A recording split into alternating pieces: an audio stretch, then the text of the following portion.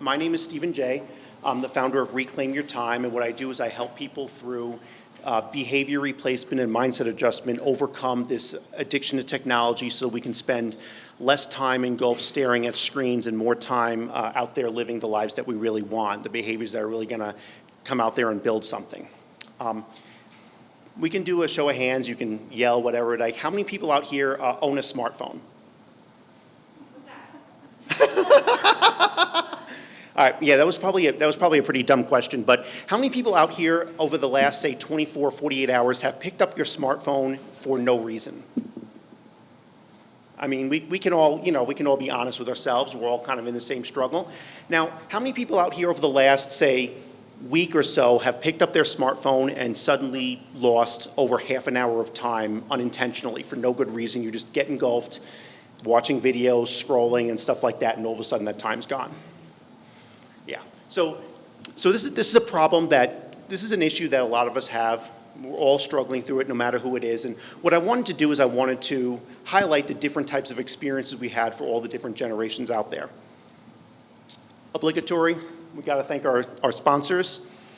These are the sponsors. If you've been to some other ones, like Amazon, Capital One, all that. But I want to specifically point out the sponsor for this track, the Spotlight track, because it's Smart Labs, and what they specialize in is actually helping with purpose-driven brands, which I think is really fitting because what I'm building is a purpose-driven brand, and I think a lot of us also, with our businesses are doing things that are purpose-driven. So definitely something to check out, and I definitely want to give a short round of applause thanking them.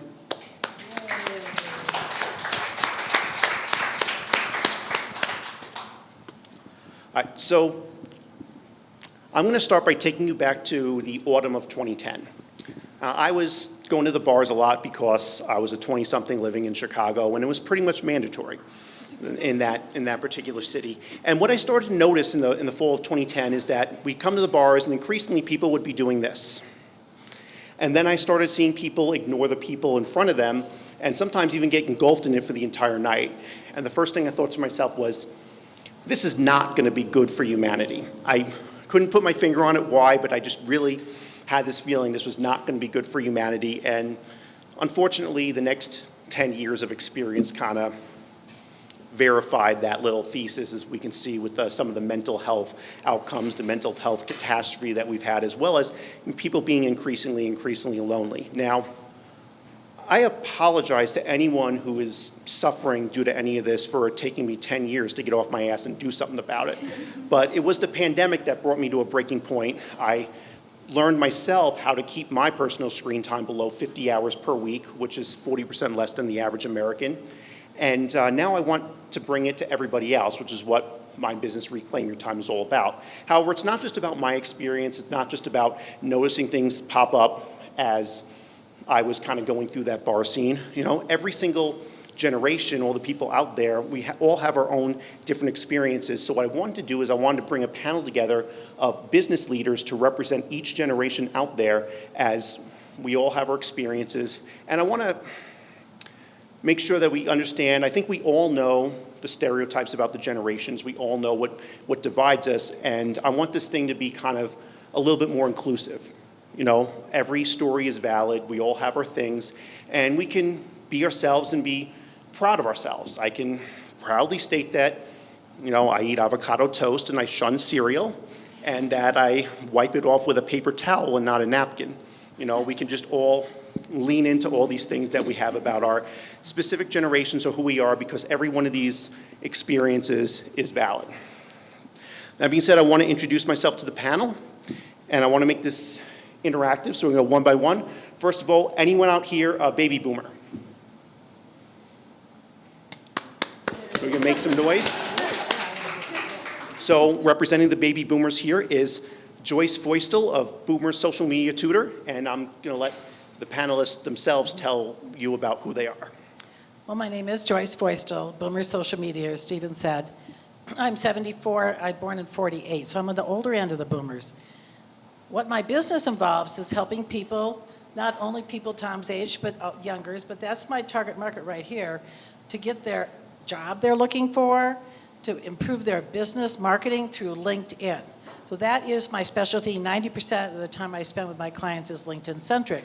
How did I, at this advanced age, I'll say jokingly, end up doing something like this? It was back in 2010, actually, when our company rolled out social media, and we in the inside sales department were challenged to chat it up.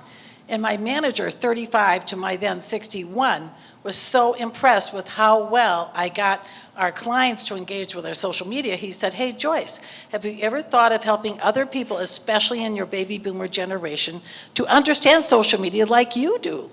Like, what a compliment, at 61 with a 35-year-old.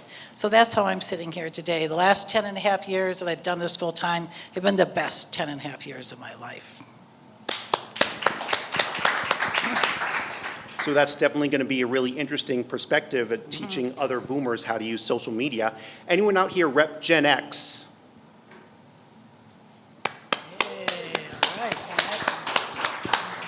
All right. Michanda, Lindsey, would you like to introduce yourself? Yes, I want to say first that Joyce was in the back showing me how to use LinkedIn more properly. So she really is an expert. I'm learning. I think I'm a dinosaur for my generation. So I'm born in 70. I'll be 53 next month. And I have two adult sons, young adult, 24, 22.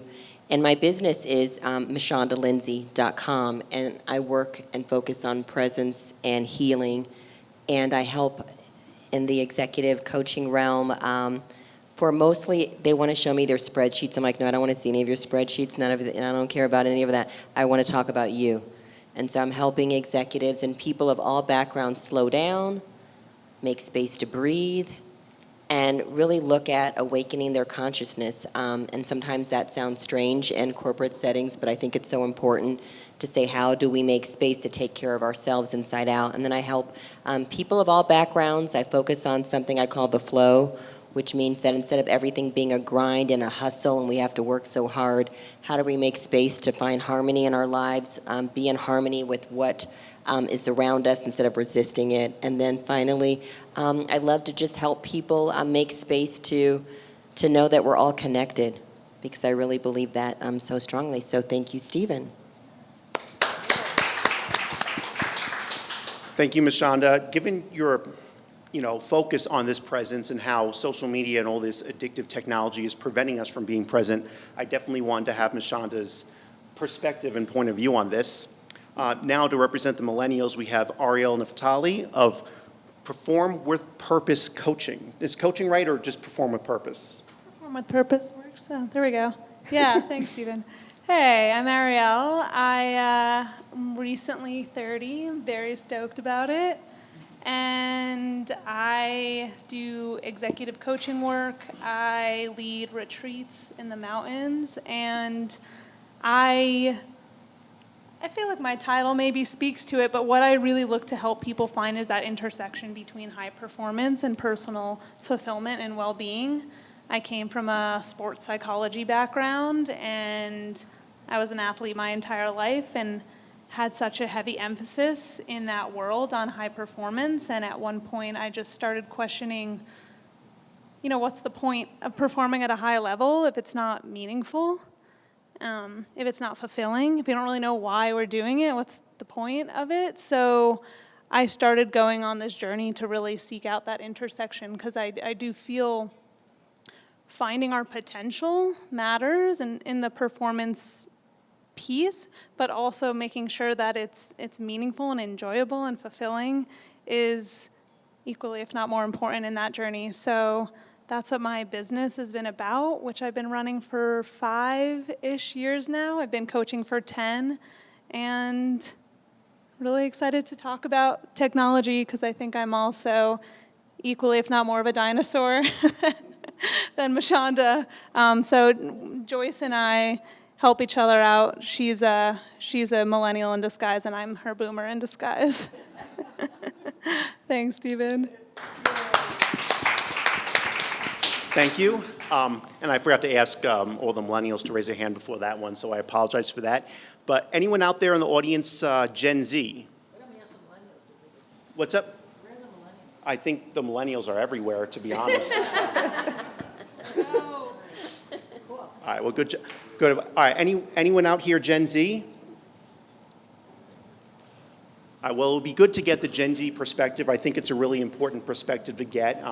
Gen Z is the generation that probably has the least memory of the world that I'm talking about, the one before 2010. So to represent Gen Z here is Maya Love of Mile High Analytics. Hello, hello. Holding it down for Gen Z. My name is Maya Love, and I'm the head technology manager and founder of Mile High Analytics. As a third-generation Denverite, I knew I wanted to come back home after playing college basketball and start my company here because I have a dream of leading Denver into sports empowerment, leadership management, and data science through a data sports academy. With my experience both being in public and the private sector, I really strive to try to solve our nation's digital divide, excuse me, by creating meaningful solutions that have business and community outcomes. I'm really excited to be here. Thank you for having me, and I can't wait to get into a good conversation. Well, thank you. All right, so I'm going to ask a few questions, but there'll be definitely some time for audience participation afterward. And I'm going to ask these in the generational order, starting with you, Joyce. When was the first time you witnessed technology fundamentally changing the way you live your life? It was May 1990. I'd been a home mom since December of 80. I had started my first job. I got there, I'd been there, I think, all of a week, and they said, we're taking away all the typewriters, and it's all going to be personal computers. I think I had seen a personal computer somewhere, but I didn't really know how to work one. And that was pretty much a watershed experience for me to have to figure out how to use a personal computer. And I remember, too, when I got my first one at my house, I had it on a payment plan, because my daughter's braces were finally paid off. So I got this, I'm not making this up, I got a personal computer. It cost so much for our budget, I had to pay at a monthly payment plan for it. So later I learned more about it at a church job I had, WordPerfect, of course I'm dating myself, but I'm supposed to.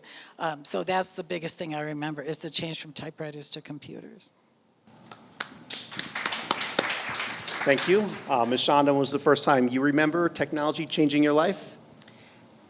Similarly, it was the typewriter to computer. I remember going to college and my dad said, we're going to send you with the word processor. And I'm like so excited because the typewriter that you used to like hit the correct, little button to try to correct never really did a good job.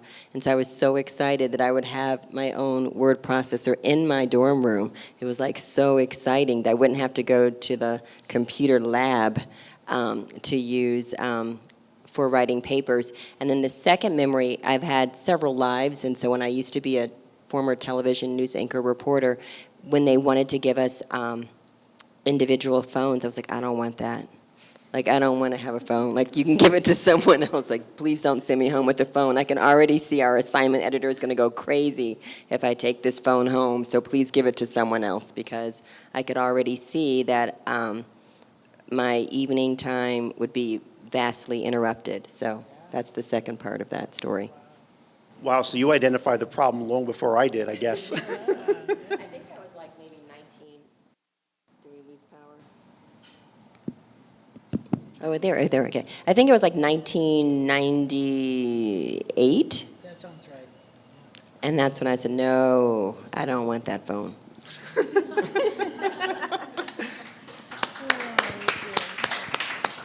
All right, Ariel? Yeah, I don't know if this is the first instance, but the one that came to mind that was maybe most impactful was maybe early high school. I used to sit with my friends on video chat doing our homework together. So we just have doing our homework together. We'd have our video up on the computer, just laughing and giggling. And then anytime any of our parents would come in the room, we'd shut down the video chat, pull up the essay we were pretending to write. And this carried on for years. And I thought I was fooling my parents. I really did. They've since told me I wasn't. But that was a pretty consistent part of my life, being able to be so connected to the people around me and not actually feeling like any of the work I had to do had to be truly alone. So that was actually a really beautiful part of the initiation experience.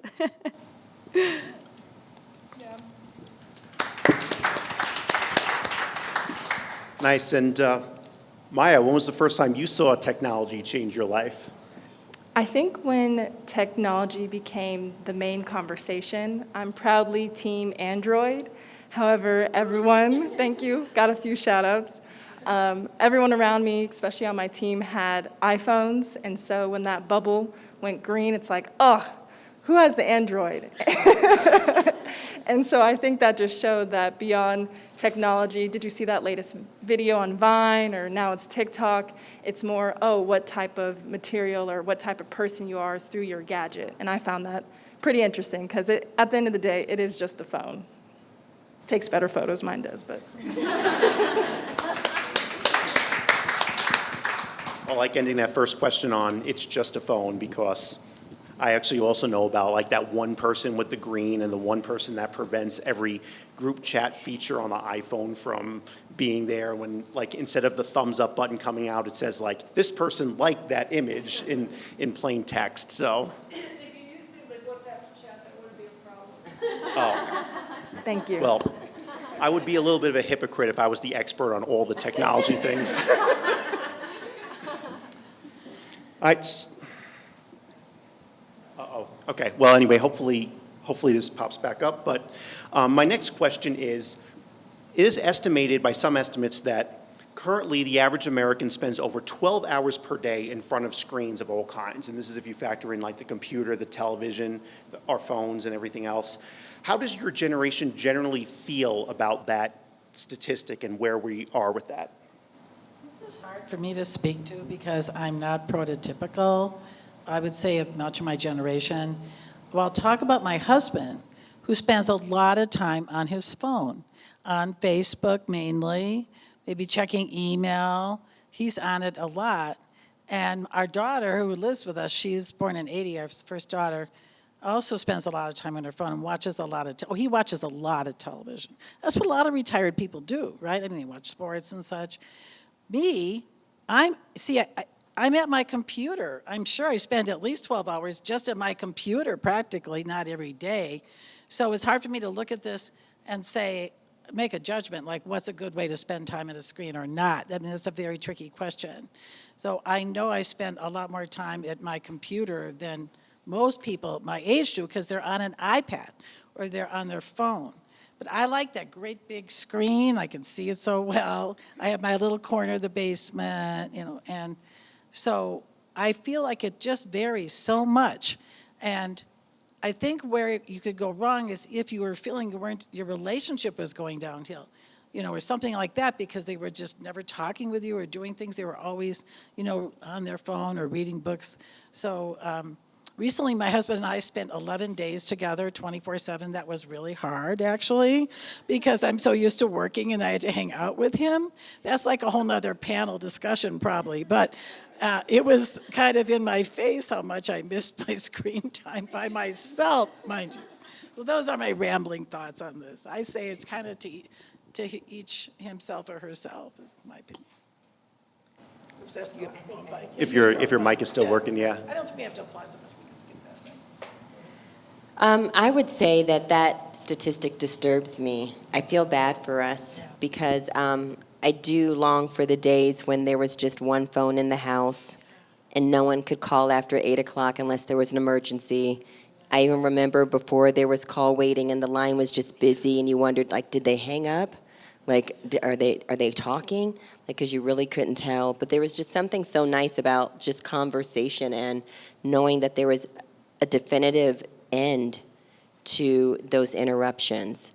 And so I really wish I could rewind time. Like, if I could, my kids, they have no recollection of the things I talk about, the rotary phone. Like, I miss that sound of, like, you put your finger in, you have to go all the way around. And, I mean, just it slowed you down, and you really had to memorize phone numbers. because if you weren't near the list on the refrigerator, you were in trouble. So I miss those days because I think we were kinder.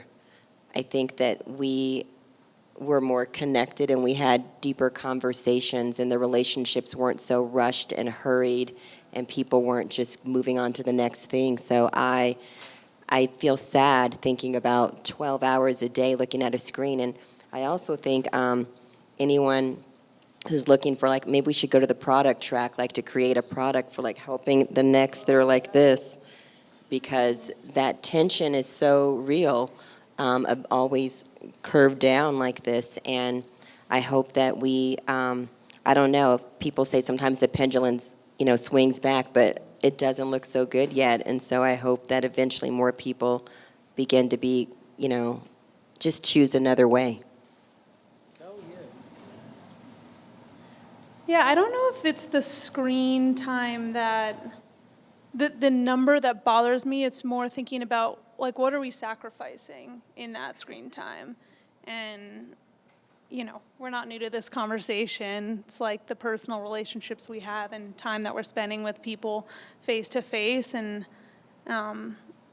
questioning what's the right balance there, especially for those of us that are business owners or trying to build a business, like thinking about what kind of efficiencies are you willing to sacrifice for in-person connection, and where do you draw the line? Like, it's in many ways much easier to scale a business when you're not in person. But it can also be way more meaningful and impactful when you are. And so I think it's just this constant back and forth conversation of finding that balance for yourself. I don't know that I could speak on behalf of my entire generation, especially because I don't think I'm necessarily the norm. But I think what comes to mind for me from a generational perspective is thinking about my relationship to my family, especially thinking about me and my mom. I remember when I was younger, when I was a teenager and I'd first gotten my phone, I was always on it during dinner time and always getting yelled at. And now at dinner, it's always my mom on her phone, and I'm not on it. I'm always yelling at her to pay attention. And so I don't know if that's a generational thing, but I maybe think something about being in the generation that, grew up in it in some capacity.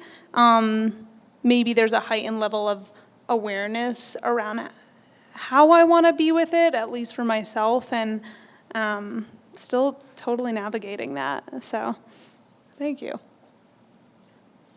Yeah, I think that stat is not great, but also provides a lot of opportunity. I feel like for my generation, you hear YouTube University. There's so much you can learn, so many hobbies you can dive into, especially if your community doesn't have access to various things, programs. But I do think there's a benefit to having some certain community guidelines, but I feel like that's not necessarily a generational thing, that's a world thing, always evolving, rebranding, and just seeing the guidelines we all want to practice and respect each other. And I mean, during the pandemic, everyone was making bread, coming out with fun dances, just seeing different sides of each other. And I think that's something that we can swing back to, but right now I think it's a little rough just because it's accelerating so fast, so quickly, and who determines what, I think, is the biggest question. So yeah. Oh, wonderful to get all these different perspectives, and they were 4 distinct perspectives regardless of whether or not they pretty much represented the generations, because one of the things I think we all got to remember is that just because there's like standard for each generation doesn't mean every single member of that generation is the same way. Joyce definitely way better at social media than most boomers, I would say, and yeah. Exactly, but that's the beauty of it, that we kind of all have our story. This is an experience that we're all kind of in together.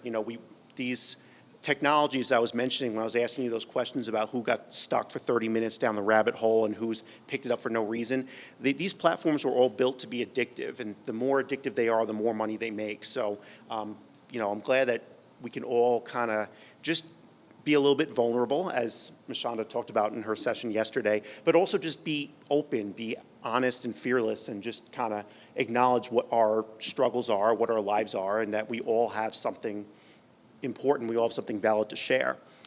My other question for the panel is, of course, what is your generation and the people you know, the people you work with? Because I selected this panelist because they're all business leaders who work with people. They all work with others in somewhat of a improvement type of way. So with the people you work with and with the people you're around, what would you say is your biggest challenge with the technology that we have now as far as how we're incorporating it in our lives and wanting to have a healthy relationship with it? I'll speak specifically to LinkedIn, that is my wheelhouse, and people 55 and older. People 55 and older, some of them have this attitude towards social media, like I don't do social media. It's like I don't gamble. It is so bad. I hate social media. I hate social media. And then I say, LinkedIn is social media, but it's different. Oh, is it really? Those youngers, they're on their phone, and then they talk about how they're on their phone. Do I have to be on LinkedIn all the time? So I have this, I would say, dispel these stereotypes is part of it. And I say LinkedIn is a tool. You've had a resume, right? You have a website, right? And you're like, yeah. LinkedIn's like that. You can go on LinkedIn once or twice a week, and that's it. I told you that, Tom, right? Right? I planted him here. No, he's here because he saw my post on LinkedIn, true story. So the point is, you go on there intentionally, which is to support your point completely. You have a post you want to put up, you want to engage with other posts, but everything can wait. There is no emergencies on LinkedIn. And LinkedIn itself is sort of so boring anyway that, you don't have to worry about getting sucked in that much. So that's how I think about it. And I help them make their profile look less boring, very blatant sales pitch here. But and also myself, I thought about, especially since I've been asked for this panel, when I go into Facebook, which I can do a 30-minute like that, I say, okay, I've got 5 minutes. It's like a smoke break. I've never smoked, but I think of it kind of like that. Go out for your smoke break, you come back to work, right? So I come back to whatever I'm doing. I get down so far in it, or even LinkedIn, because I find some of it interesting. And then I say, oh, back to what I was doing. So I think it is discipline, it is intention, and I think it's like getting over yourself. And for the older people especially, to think, I can do this. It's confidence, it's believing you can figure it out. And I have a client like this right now. I'm really working with them. I really be patient. Because these are maybe somebody who was laid off when they were 60, and they still need to work. So help them get confidence to get another job or get that business going. So it's a lot of an attitudinal kind of thing is what I really work hard with them on LinkedIn. I would say that with the clients that I work with, it's a challenge to talk about slowing down, breathing, making space to be still, to be present, and to have this very not benign tool that's calling our name. And it really is a challenge. So I talk about baby steps with them to just start with whatever your goal is. And the bigger piece is to create a replacement picture. Like, what am I going to be doing instead of that? It's not so much the focus of not using it, because I think whatever we say we're not going to do, it becomes really inflamed and it seems so hard. But as opposed to saying what I don't want to do, what do I want to do? So I want to have conversation more. I want to read more. I went back to the library recently, and it felt so good to go inside an actual library. Like, I want them to stay open. I hope they don't close down. To say I want to actually turn the page. I want to feel it. I want to even smell that smell of a book.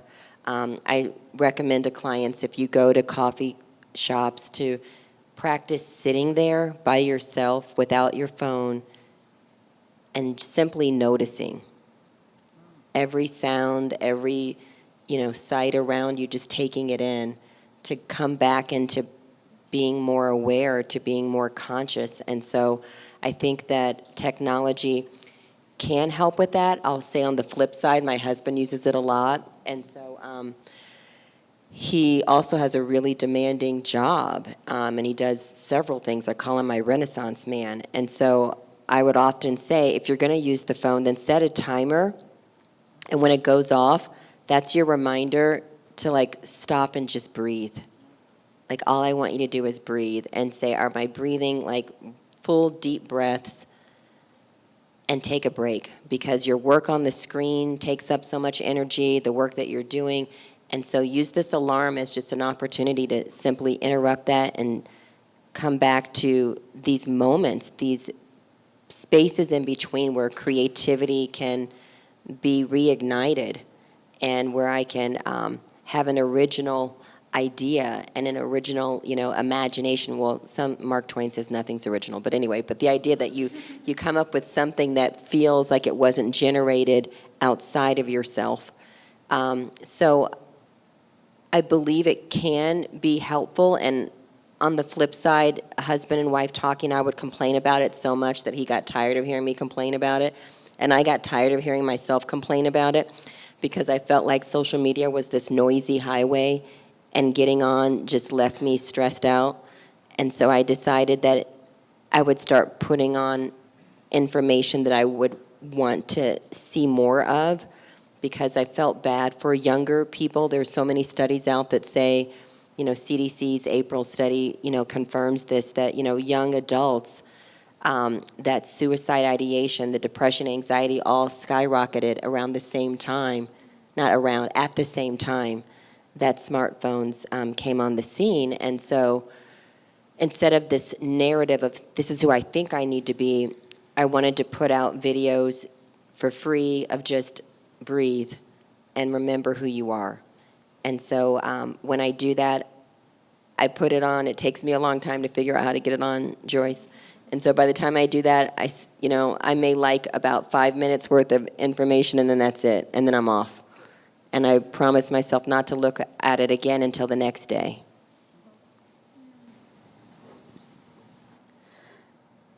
I had a thought, and then as you were speaking, a new thought came. I'm going to try not to go on a long tangent. You reminded me of going into a bookstore. You spoke about going into a library, and when I had my early onset existential crisis, when I was living in New York City and I was trying to figure out what I wanted to do with my life, I went into a bookstore as assigned by my coach.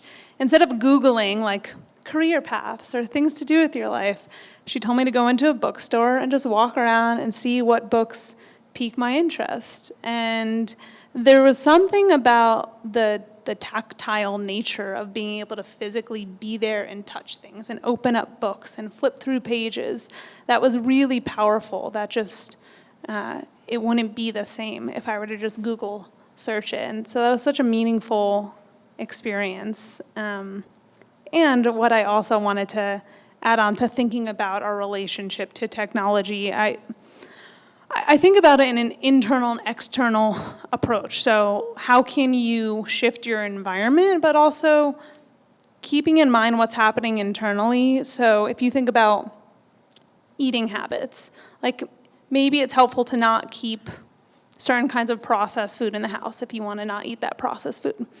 Effective strategy. If it's not there, you're not going to eat it. But are you actually getting at the root of the problem? Like when something's in front of you that's not good for you and you're choosing to eat it anyway, why are you eating it? What's actually happening underneath the surface? And so I think it's both how can we shift our environment to accommodate what the changes we really want to make, and how can we also ask ourselves what it is we're really looking for? Like when we pick up our phone, what are we looking for in that moment? Is it connection? Are we bored? Are we at a conference like this and not sure who to speak to, and so we look at our phones so we don't seem awkward? Like, what's the intention behind it? And actually unpacking that can help us take more meaningful action in conjunction with the environmental shift. Yeah, thanks. That was good. I think one benefit with working with a lot of athletes, young children, is that emphasis of always moving. So really kind of where I see this is tracking your digital footprint and understanding. So are you doom scrolling, just going through, looking to take your break when you're not training? Or are you trying other methods like changing your environment, doing a different pace? I think what's interesting is finding that balance within athletics is sometimes you're always on this performance metric. So posting a certain way has to come off, what's the caption? Various kind of factors that even if you drop the phone, still bringing a lot of pressure, anxiety, and stress, as you have mentioned. And so I think, again, still haven't quite figured it out, but really learning how movement can train the mind, the body, and the soul to really discipline yourself to not pick up the phone, but also leave the phone away when you're asleep or hanging with friends and family. Nice, thank you for that perspective. And I would like to now, I know we have a little bit extra time, but I'd like to open this up to the audience because it is pretty late today. I'd like to keep everything kind of interactive. Does anyone in the audience have any specific questions they'd like some perspective on, or any specific experience they'd like some thoughts about? Yeah, I mean, especially the sports stuff is interesting to me with all of the increase in online gambling and sports gambling. And like social media and all these tools, they're like designed to hook you. And then we've got the social media, plus the gambling, plus the sports. They're already sports fanatics. We talked about like setting a timer and then you're taking a breath. Like, how do you see like interventions in something like that where it's like every single media being thrown at you? I just want to check, did everyone in the audience hear the question she asked? Does anyone need it repeated? For the recording? Okay. What's up? Yeah, okay. So the question you asked, I think, was like about interventions, right? About people who are constantly gambling online, constantly doing other things online, and obsessively tracking their metrics, right?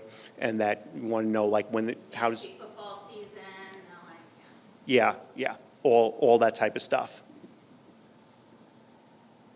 I really like that question. From personal experience, I graduated, I was a senior in my college year playing basketball when NIL became a huge thing.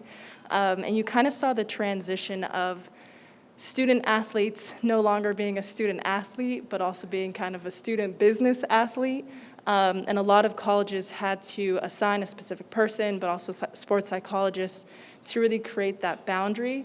As beneficial I think it is to create revenue off of your own name, it can just provide another job for you. And so I'm curious and still kind of figuring it out how to create that in other avenues like gambling, which, I mean, it is to drive profit, and a little similar to kind of student athlete life, but that was just kind of from my own experience. I mean, I think what you shared about like baby steps, I feel like it's like looking for the low-hanging fruit. There's not going to be one right intervention for everyone, and it's definitely not the hardest one is the one to start out with, but what's going to work person to person. Like when I think about the people I'm coaching, there's always, I kind of consider myself not like someone who tells them, I'm not an advisor. But I'm almost like a menu. Here's the options of things you might try. What actually resonates for you? What would you feel excited to try? Making sure it's something that they feel is their decision to do rather than I'm pushing it upon them. And I feel like when people can feel connected to an option, they're more likely to continue with it. And the easiest you can make it, I don't know if you've read like James Clear Atomic Habits, but yeah. Mm-hmm. It's just like an interesting intersection. Mm-hmm. Yeah. I would say when people come with a question like you just asked or anything else, the first thing I'm going to say is like, is that person at peace? Like, do they really have peace? And what I mean by that is I say when you first wake up in the morning and you open your eyes before you get out of bed, do you feel peace or do you feel worry and anxiety or stressed out? Are you thinking about everything else going on? Or when you go to bed, are you able to feel real peace? And I say, do you want peace? And if people really want peace, then I say the next question is not thinking about behavior alone, but I always look underneath. And I see one person from my session yesterday, and I always said that all behavior follows beliefs.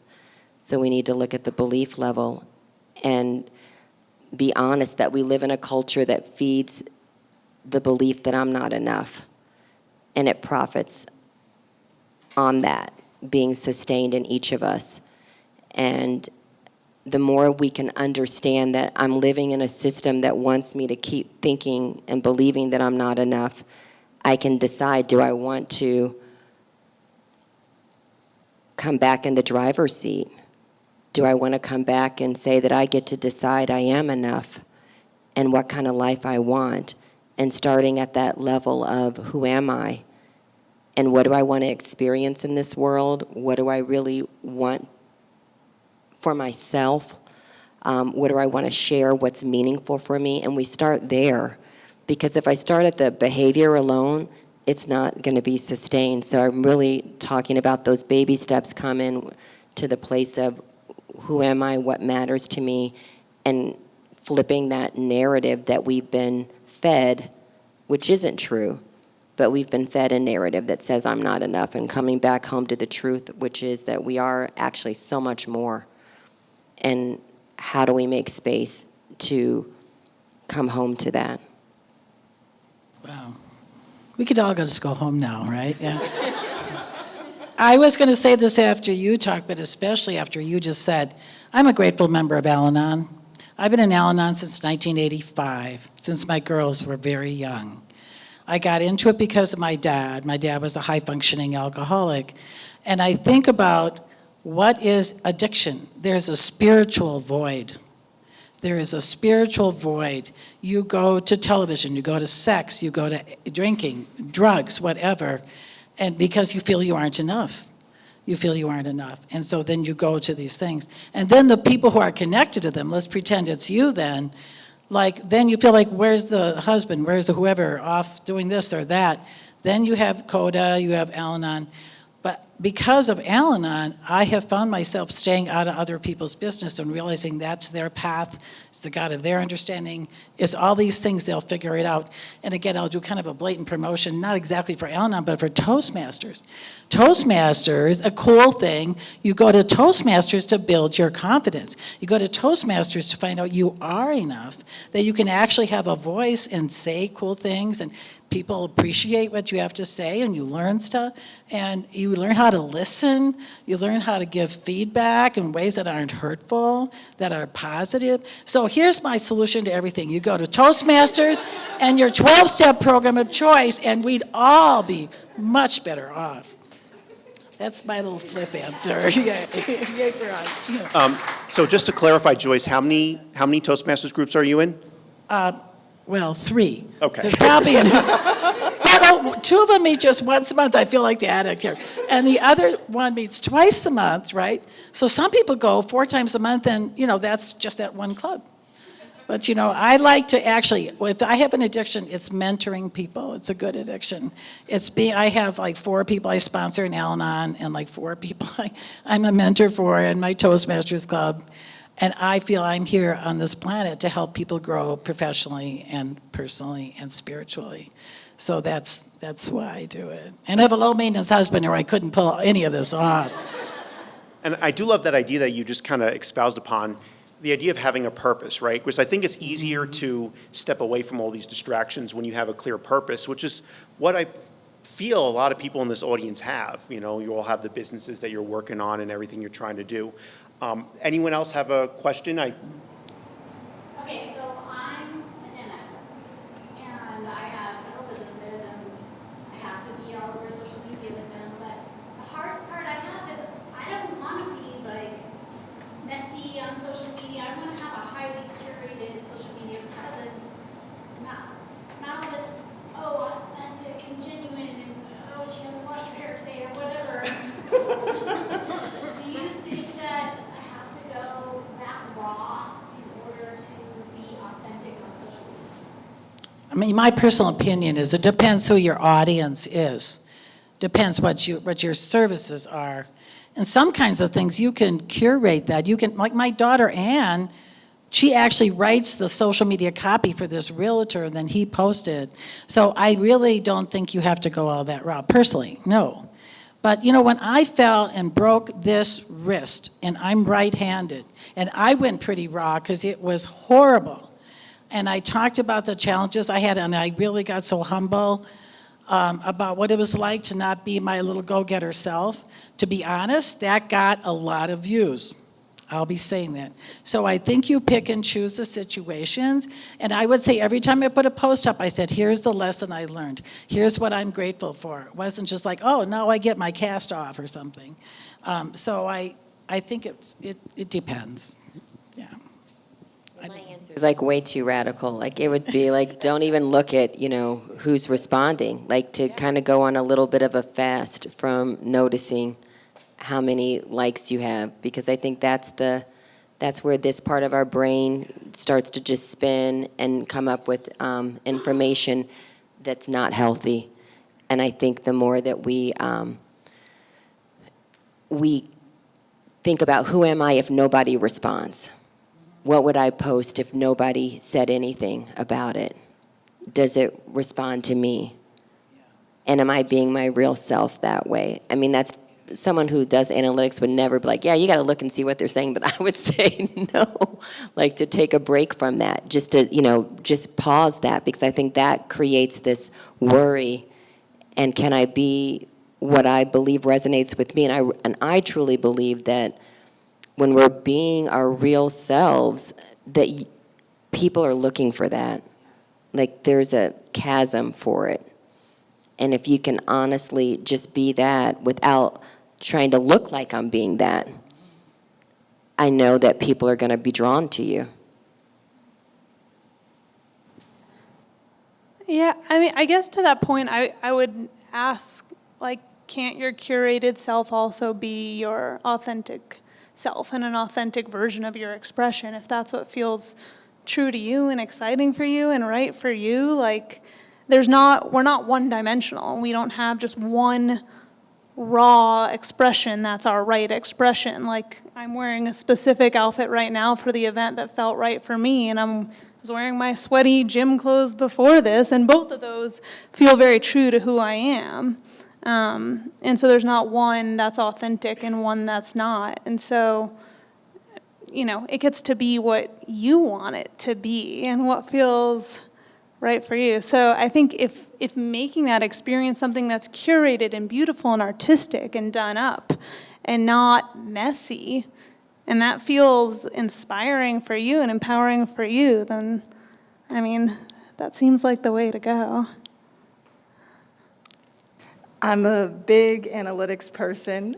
So what I like to tell people is, do you want to build your house with straw or brick? Straw's relatively pretty easy, get the quick grabs, easy trends, but it's unsustainable in the long term.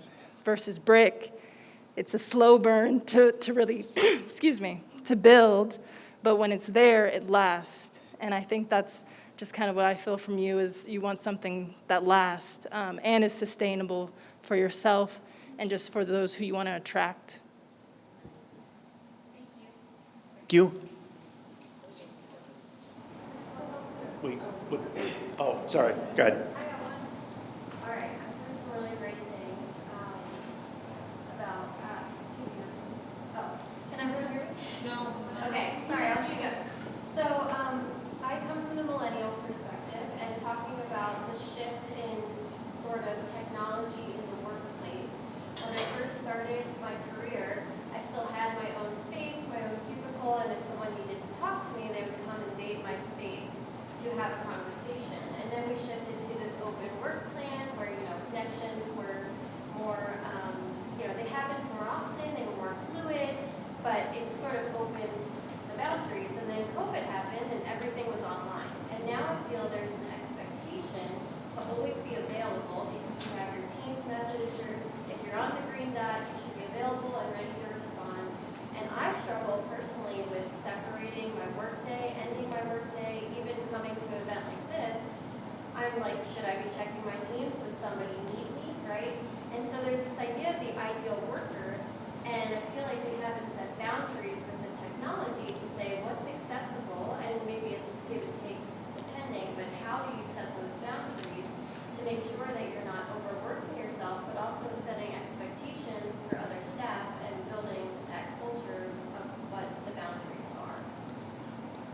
All right, so just to repeat that for the recording as well as the audience, the main question was about kind of these changes in workplace and how technology has made it more difficult to set a boundary between your work life and your life away from work. And I think everyone has experiences with things such as, oh, my boss texted me at 9:30 p.m. and, you know, am I going to respond? Or, you know, because the technology gives us the ability to be online and check in with work at any time. Yeah, go ahead. You guys kind of know where I'm coming from this, but I would say that everything is a choice. And if we remember that there are no have-tos, like that's a really big principle that I try to remember, because we speak to ourselves in this term of have to, and every time we say have to, it produces subconsciously more angst for ourselves. So the more I can remember that I have choice and that there are no have-tos, and people come back and say, yeah, there are have-tos. I'm like, no, there actually aren't. There are choices, and every choice may have a consequence, but there are no have-tos. So the first thing I would say is speak to myself that this is not a have-to, this is a choice. And so how am I going to choose? And that is so huge because it puts me back in the driver's seat again, as opposed to like this job is driving me, and that just feels like more, you know, heaviness and overwhelm. But I have choice, and I'm going to choose if I want to open this or not. And if it's 9 p.m., I'm certainly not opening it. I'm not going to teach people to reach me at 9 p.m. because my choice is also letting everyone else know who I am. And unless it's an emergency, and most things are not, like most things are not an emergency. You did not say you're a neurosurgeon. And so since you're not a neurosurgeon, you're not a cardiac surgeon, like most things can wait. Someone may be a little upset, but they can wait. And the more we remember I have choice, and why am I answering this? And can I wait until I finish my dinner? I probably can. Is something going to dramatically fall out of the sky and change if I eat my dinner? And if it's dinner time for me, I'm like, I'm not coming back to it. That would be my response. But it would be just remembering that there are no have-tos, and you absolutely have choice, and you get to decide how you're going to show up, and then communicating that with the people around you. Like, these are the times I'm optimal. These are the times that I'm best able to respond. And I'm also going to need, it's and, not but, and I'm going to also ask for and spaces during the day for me to take care of me, for me to be productive, for me to be healthy and to be my best self. I take these small breaks, and I'm still connected, and I'll check back in at, you know, certain times during the day, and this is how I'm going to show up. I would add, I think it's largely the responsibility of the organizations and the leadership as much as on ourselves to create a culture that doesn't make you feel like you need to be constantly checking your email or your Teams or whatever it is. But, you know, we're all part of this world that's trying to figure it out because no one really freaking knows what the one solution or answer is. And so I think we got to have a little bit of compassion for that while also advocating for yourself at the same time and thinking about, you know, what's in my control, a lot to what Michanda was speaking to, like what's your control at the current organization? If it is a culture that makes you feel that way, is that a kind of culture you want to be a part of? Are there other organizations that have a more progressive stance on how they go about that? And also thinking about, you know, instead of an overarching new plan for yourself, is there a way to experiment with baby steps? Like maybe you delete Teams and email from your phone for a week. Just see what happens.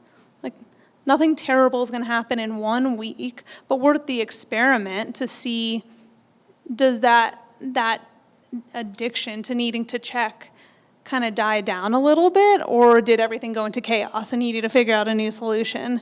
And so I think it's playing around with that balance between, you know, self-advocacy and also recognizing the larger structure. I mean, ultimately, you're the only person you can control. But, you know, it's a good question and one that I don't think we have the full answer to.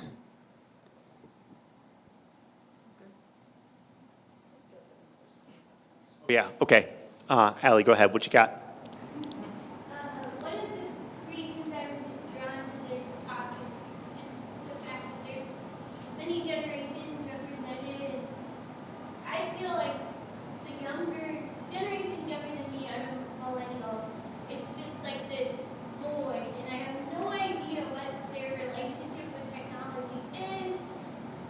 what, I'm sure there's positive and negative things about having grown up with technology, which I didn't.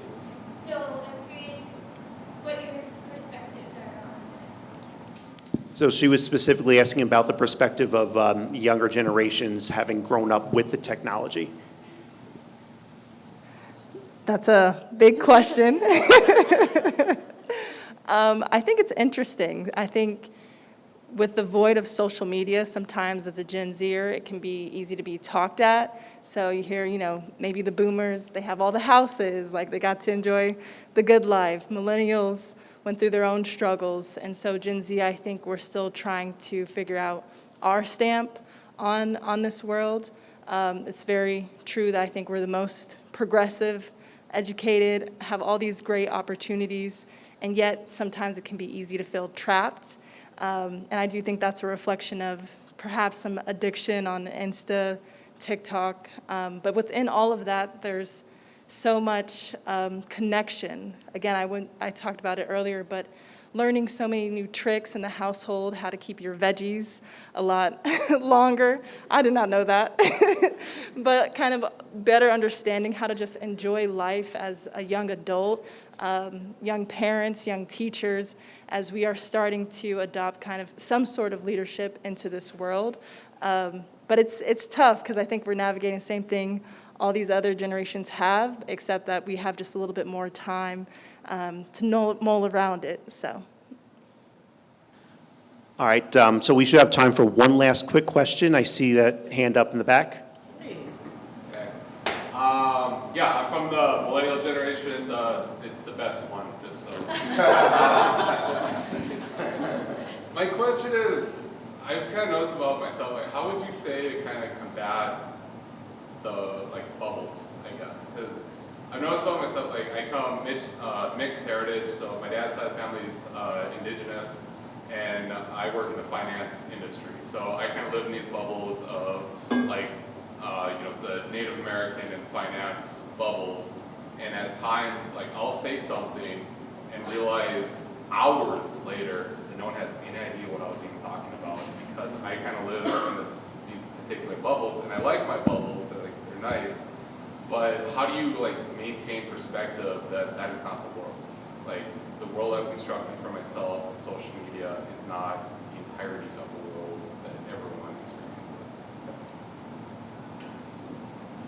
Do you want to repeat that? Oh, yeah. Basic- So the gist of the question was that, Best generation. so from the millennial generation, the gist of the question was that we all have our own kind of bubble, the curated content, the way the algorithm figures it out. How do we combat that idea that we're all in a bubble and make sure that we realize that there's a broader world out there than just the curated content for us? My husband instead of myself, because if somebody annoys me on social media, I just stop following them. I'll just block them, whatever. So I put myself in my own bubble. My husband, trained as a lawyer, wrote laws for 21 years in the Wisconsin legislature, and then was a legislative consultant helping legislators of both parties all over the U.S. and the world. My husband he is friends on Facebook with people from far different points of view than he has. What I love about my husband, he'll ask questions in this really thoughtful way. And then you'll get the right, the left, the different people come in, and he's so thoughtful in how he responds to people, even when I know he doesn't agree with it, but he keeps this open line of communication. So I have always admired, he's like that all the time in life in general, but that's his mission in life in part, I think, is to help people see different points of view. Not all of us have the maturity, perhaps, and ability to be like that, but if you can find people that do that, chime in and see what the other people are saying, I don't know. But it does open up a world to you that perhaps you've just for some reason never knew about or had chosen not to interact with. Play pickleball. That's how I've met all my cross-generational friends.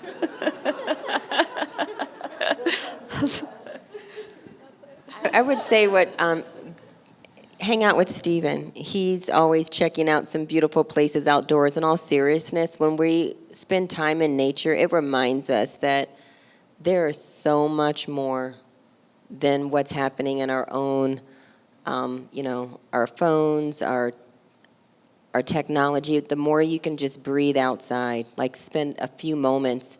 I'm sure you've heard people talk about grounding. Go out there, take your shoes off, some time in the grass to really just remind ourselves we're a part of something so much bigger than ourselves, and embrace the eclectic part of who we are, that we're all multifaceted, and that any part of you that tells you you should choose, I would challenge that and say that, yes, so what, my joke didn't, people didn't understand what I meant. Like, that's who I am. I am multifaceted. I come from different perspectives. This is who I am, and embrace the and of you, because I think it's beautiful. We need more ands. We need more people saying that I'm not this or that. I am kaleidoscopic.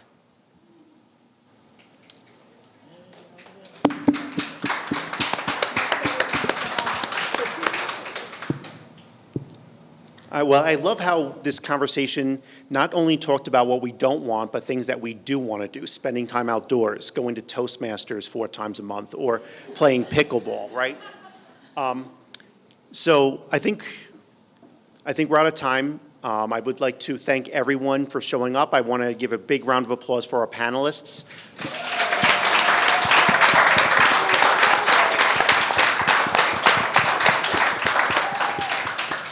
I urge you to check out all their businesses. They all help people with wonderful things, and I'd be happy to talk to anyone after at whatever the party is. I think it's back at the Skyline.